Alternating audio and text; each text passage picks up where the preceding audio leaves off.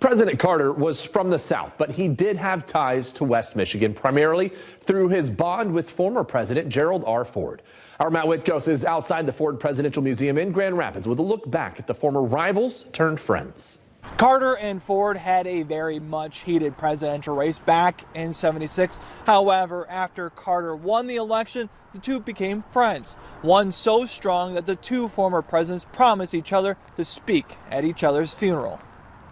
As president, I relished his sound advice, and he often, although I must say reluctantly, departed from the prevailing opinion of his political party.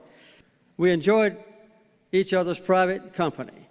Tonight, I talked with Jeff Ployt, who works at the Ford Presidential Foundation. He says even though President Ford passed in 2007, he still had some words prepared for his friend.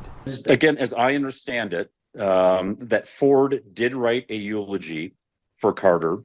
Carter wrote and delivered his eulogy, obviously, for Ford. Ford not able to. So my understanding is that there is a eulogy written that Ford himself did write, and Ford's son, Steve, will be delivering it at the funeral. Meanwhile, Carter's legacy is being remembered by top Michigan officials. Governor Gretchen Whitmer writing in part, President Carter was a good man, an exemplary American who set a powerful example for all of us over the course of his long life. Adding, President Carter lived an impressive life driven by fundamental core values that so many of us share: faith, patriotism, and love.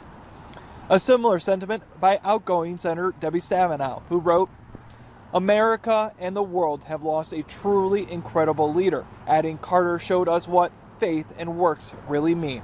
Representative Bill Heisinger adds, he saddened about Carter's passing. He wrote, our hearts and prayers go out during this time of loss to the Carter family, as well as those who served our nation as part of the Carter administration.